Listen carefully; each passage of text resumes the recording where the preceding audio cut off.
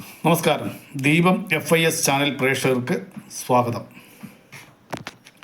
കാസർഗോഡ് നീലേശ്വരത്ത് പ്രവർത്തിച്ചിരുന്ന സുപ്രിയ ടെക്സ്റ്റൈൽസ് ഉടമയും നടി കാവ്യ മാധവൻ്റെ പിതാവുമായ മാധവൻ ചേട്ടനെ പറ്റിയുള്ള ഒരു വിവരം പ്രേക്ഷകന്മാരുടെ ഇവിടെ പങ്കുവെക്കാം എന്നതാണ് ഞാൻ ഉദ്ദേശിക്കുന്നത്. ഏതാണ്ട് 5 വർഷം മുന്നേ എന്നാണ് എൻ്റെ ഓർമ്മ ശരിയാണെങ്കിൽ 5 വർഷം മുന്നേ എറണാകുളത്ത് ലിസി ഹോസ്പിറ്റലിൻ്റെ കിഴക്ക് വശത്തായിട്ട് ഒരു വഴി കിടപ്പുണ്ട്. ആ വഴി അതൊരു കാറ് ഓട്ടോ പോകുന്ന വഴിയാന്ന് തോന്നുന്നു. അതിലൂടെ ഞാനിങ്ങനെ എന്തോ ഒരു ആവശ്യത്തിന് എറണാകുളം പോയിട്ട് ഞാൻ അതിലിങ്ങനെ നടന്നു വരുമ്പോഴത്തേക്ക് അതിൻ്റെ കിഴക്ക് ഭാഗത്ത് ചെറിയൊരു തൊണ്ട് പോലെ കാറ് കയറുന്ന വലിപ്പത്തിലുള്ള ഒരു റോഡ്, ഒരു തൊണ്ട് പോലെ ഉണ്ട്. അവിടെ ചെറിയൊരു ആൾക്കൂട്ടം. സമയം രാവിലെ ഒരു 10 മണി കഴിഞ്ഞിട്ടേ ഉള്ളൂ, 10:30 ആയിട്ടേ ഉള്ളൂ. ചെറിയൊരു ആൾക്കൂട്ടം. ഞാൻ എൻ്റെ ഓപ്പോസിറ്റ് നടന്നു വന്നിരുന്ന ആളോട് ചോദിച്ചു, എന്താ ഒരു ആൾക്കൂട്ടം, ബഹളം എന്താണെന്ന് ചോദിച്ചു. അന്നേരം അവർ പറഞ്ഞു, നടി കാവ്യ മാധവൻ വന്നിട്ടുണ്ട്, ഒരു റെഡിമെയ്ഡ് ഷോപ്പ്, ചുരിദാറിൻ്റെ ഷോപ്പ് ഉദ്ഘാടനം ചെയ്യാനാണ് എന്ന് പറഞ്ഞു. അപ്പം ഞാൻ പോയി കണ്ടേക്കാം എന്ന് ഞാനും വിചാരിച്ചു. അത് നടന്നു പോകാനുള്ള ദൂരമുള്ളൂ, ജസ്റ്റ് ഒരു 50 മീറ്ററിൻ്റെ അപ്പുറം ആ ദൂരമേ ഉള്ളൂ. ഞാൻ അവിടെ ചെന്നപ്പോഴത്തേക്ക് ഒരു റെഡിമെയ്ഡ് ഷോറൂമാണ്, ചുരിദാർ മെറ്റീരിയൽസിൻ്റെ റെഡിമെയ്ഡ് ഷോറൂമാണ്, 2 ഷട്ടറുള്ള റെഡിമെയ്ഡ് ഷോറൂം. അതിൻ്റെ ഓപ്പണിങ് കഴിഞ്ഞ് അവർ സംസാരിച്ചുകൊണ്ടിരിക്കുക. അപ്പം വാതൊക്കെ പോയി നിന്നു.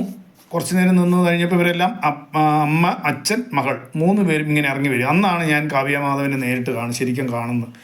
ഈ സമയമായപ്പോഴത്തേക്ക് ഞാൻ ഈ പറഞ്ഞ സംഭവം നടക്കുമ്പോൾ കാവ്യ മാധവൻ്റെ ഫസ്റ്റ് മാരീഡ് കഴിഞ്ഞു, ഇങ്ങനെ ഫസ്റ്റ് വിവാഹം കഴിഞ്ഞു. അതായത് ഫസ്റ്റ് വിവാഹം കഴിഞ്ഞിട്ട് ഇവർ ആലുവയിൽ സ്വന്തമായിട്ടൊരു പെര പണിതു. ആലുവ ദേശം എന്ന പ്രദേശത്ത് മറ്റാണെന്ന് തോന്നുന്നു. അത് ദേശമായിട്ടൊരു ബന്ധപ്പെട്ട് കണക്ട് ചെയ്യുന്ന ഒരു സംഭവം ഉണ്ട്. ഞാൻ പിന്നെ മറ്റൊരു വീഡിയോയിൽ അറിയിക്കാം. ആലുവയിൽ ഇവർ വീട് വന്ന് പണിതു, അവിടെ താമസം തുടങ്ങി. ആദ്യത്തെ വിവാഹമോചനത്തിൽ നിന്നും വിവാഹമോചനം നേടി നിൽക്കുന്നൊരു കാലഘട്ടമാണ് കേട്ടോ. അപ്പം ഞാൻ നോക്കിയപ്പം അതിസുന്ദരിയായിട്ടായിരുന്നു. അപ്പം ഈ മാധവൻ ചേട്ടനെ അന്നാണ് ഞാൻ കണ്ട് സംസാരിക്കുന്നത്.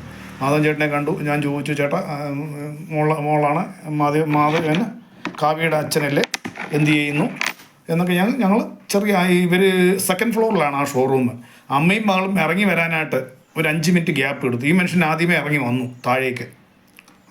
വലിയ ഷോറൂം ഒന്നുമല്ല, ചെറിയൊരു ഷോറൂം. എനിക്ക് തോന്നുന്നു കാവ്യയുടെ അടുത്ത ഒറ്റ ചങ്ങാതിമാർ വല്ലതും തുടങ്ങിയതായിരിക്കും. അല്ലെ പിന്നെ അത്രയും ചെറിയ ഷോറൂമിനൊന്നും കാവ്യ വരുവാൻ സാധ്യത ഉണ്ടെന്ന് എനിക്ക് തോന്നുന്നില്ല. അതിന് പ്രത്യേകിച്ച് ഓപ്പണിങ്ങിന് ബെനിഫിറ്റ് ഒന്നും കൈപ്പറ്റിയിട്ടുണ്ടാവില്ല. 2 ഷട്ടറുള്ള ഒരു മീഡിയം ഷോറൂം, അതെനിക്ക് തോന്നുന്നു. അതെ.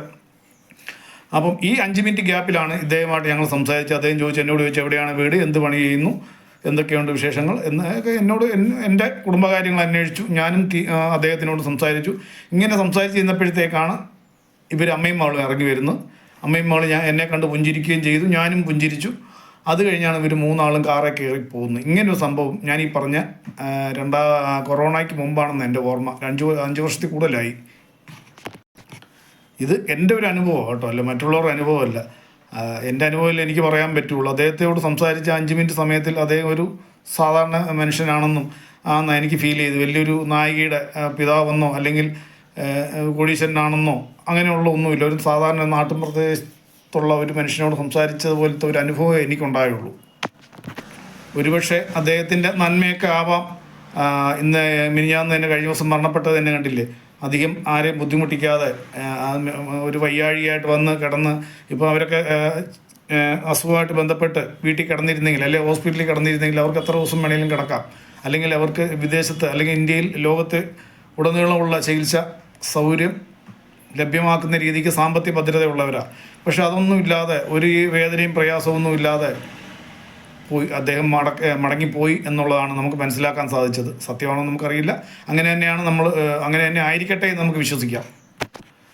പക്ഷേ ഇദ്ദേഹത്തെ ഞാൻ കണ്ട് സംസാരിക്കുന്ന കാലഘട്ടത്ത് എനിക്ക് തോന്നുന്നു ഇദ്ദേഹത്തിൻ്റെ മുഖത്ത് വല്ലാതെ ഒരു വ്യാകുലത അനുഭവപ്പെട്ടിരുന്നു. എനിക്ക് തോന്നുന്നു മകളുടെ വിവാഹ ജീവിതം തകർന്നു നിൽക്കുന്ന കാലഘട്ടമായതുകൊണ്ടാവാം ഒരുപക്ഷെ ഒരു തകർച്ച അദ്ദേഹത്തിൻ്റെ മുഖത്ത്, അദ്ദേഹത്തിൻ്റെ ആ 5 മിനിറ്റ് സംസാരിക്കുന്ന സമയത്ത് ഉടനീളം എനിക്ക് അനുഭവപ്പെട്ടിരുന്നു.